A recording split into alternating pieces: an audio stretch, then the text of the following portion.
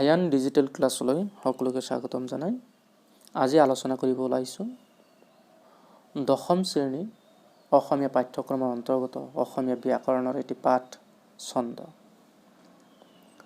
আজিৰ খণ্ডটিত অসমীয়া কাব্য তত্ত্বতে ব্যৱহাৰ হোৱা কেইবিধমান ছন্দৰ বিষয়ে আলোচনা কৰা হ'ব। তাৰ আগতে আগৰ খণ্ডসমূহত ছন্দ কাক বোলে, ই কেই প্ৰকাৰ, কি এই বিষয়ে আলোচনা কৰা হৈছে। তাৰ কিছু কথা তোমালোকক সোঁৱৰাই দিছোঁ। ছন্দ হৈছে লয়যুক্ত কৰি শুনিবলৈ শুৱলা আৰু আকৰ্ষণীয়কৈ ভাষা সজোৱাৰ যিটো ক্ৰম তাকে ছন্দ বুলি কোৱা হয়। ছন্দ সাধাৰণতে দুই প্ৰকাৰ, মিত্ৰাক্ষৰ ছন্দ আৰু অমিত্ৰাক্ষৰ ছন্দ।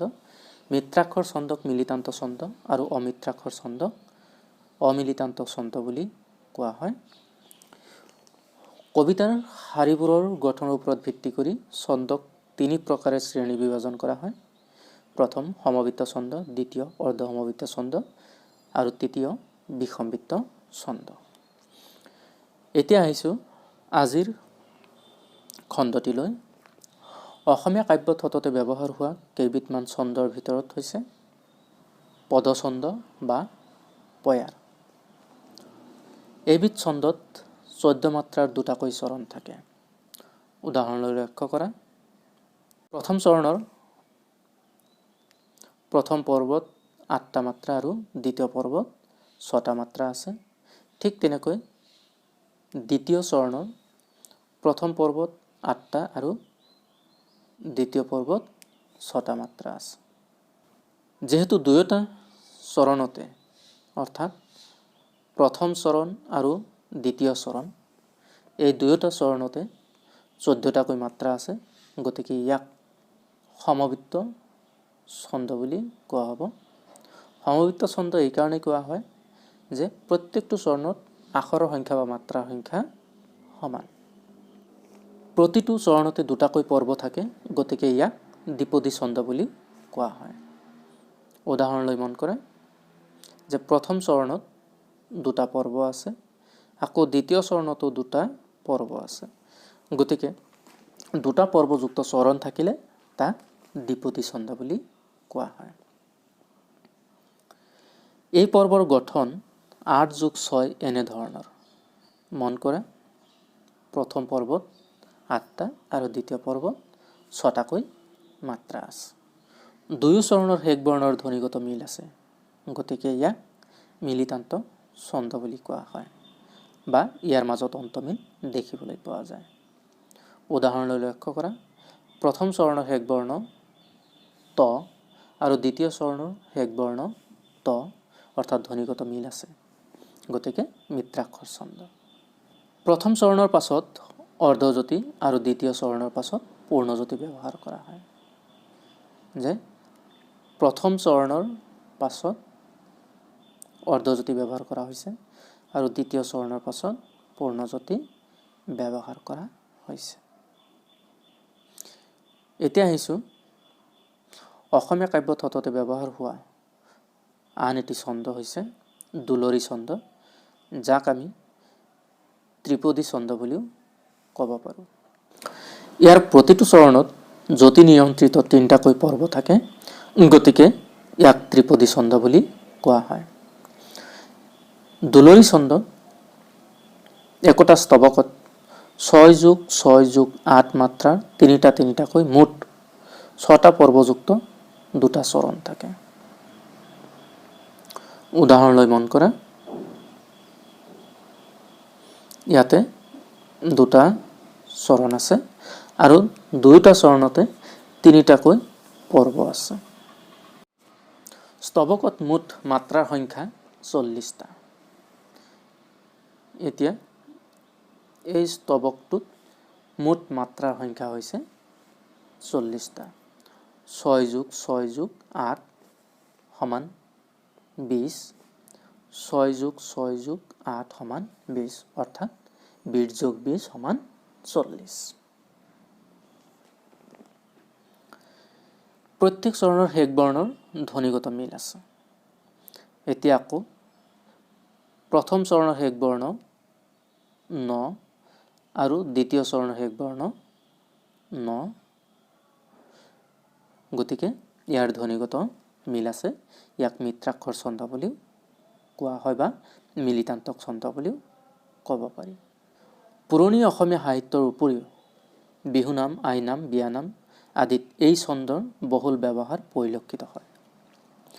তৃতীয় পৰ্বৰ পাছত অৰ্ধজ্যোতি আৰু ষষ্ঠ পৰ্বৰ পাছত পূৰ্ণজ্যোতি ব্যৱহাৰ কৰা হয়।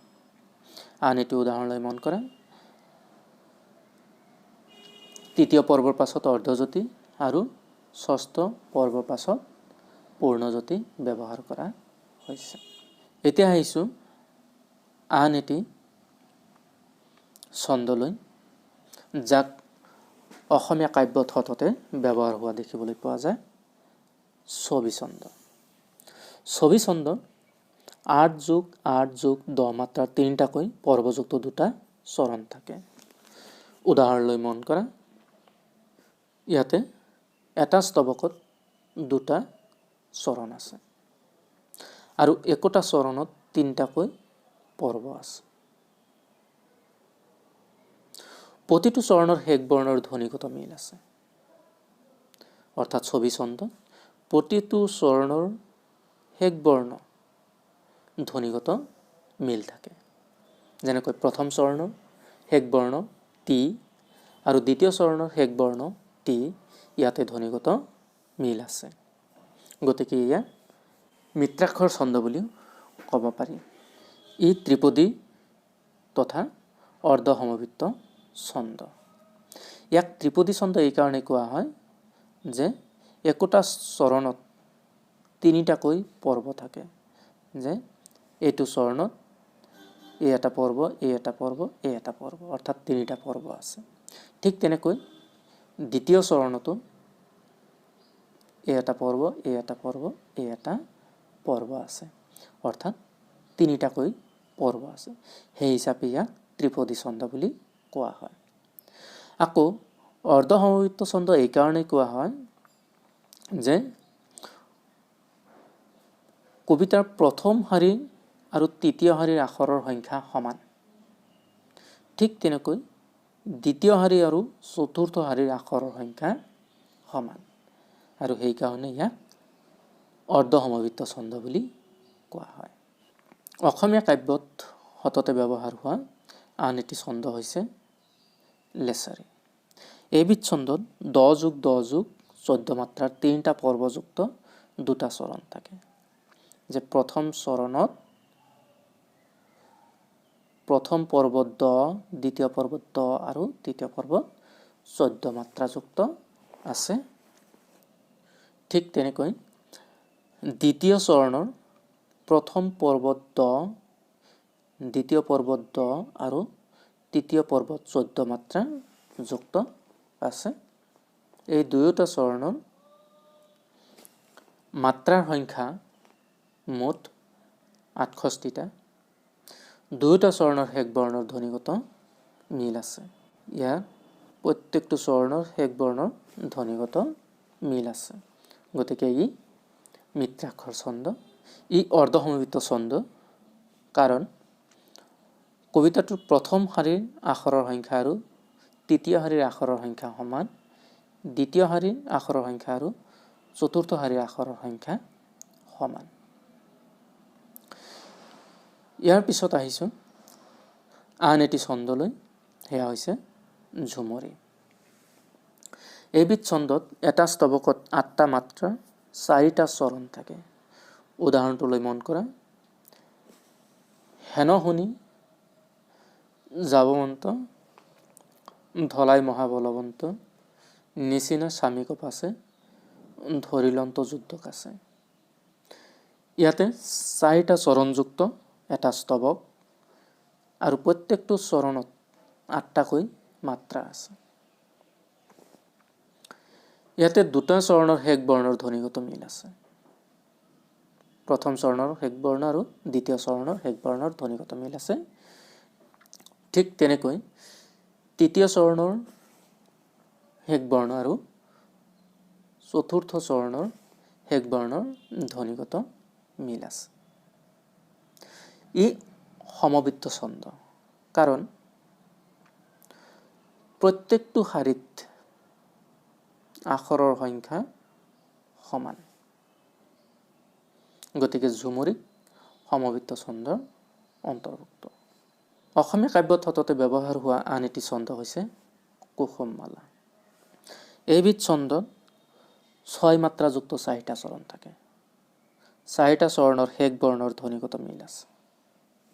উদাহৰণটো লৈ মন কৰা। নাম নিৰঞ্জন পাতক ভঞ্জন দানৱ গঞ্জন গোপীকৰ ৰঞ্জন। গতিকে প্ৰত্যেকটো চৰণতে মাত্ৰাৰ সংখ্যা 6 আৰু যেহেতু প্ৰত্যেকটো চৰণতে মাত্ৰাৰ সংখ্যা 6 গতিকে ই সমবৃত্ত ছন্দৰ উদাহৰণ। আশা কৰোঁ অসমীয়া কাব্যত সততে ব্যৱহাৰ হোৱা বিভিন্ন ছন্দৰ বিষয়ে কিছু কথা আমি জানিবলৈ সক্ষম হ'লোঁ। ইয়াৰ পৰৱৰ্তী খণ্ডটো চাবলৈ নাপাহৰিবা। আজিলৈ ইমানতে সামৰিছোঁ। ধন্যবাদ।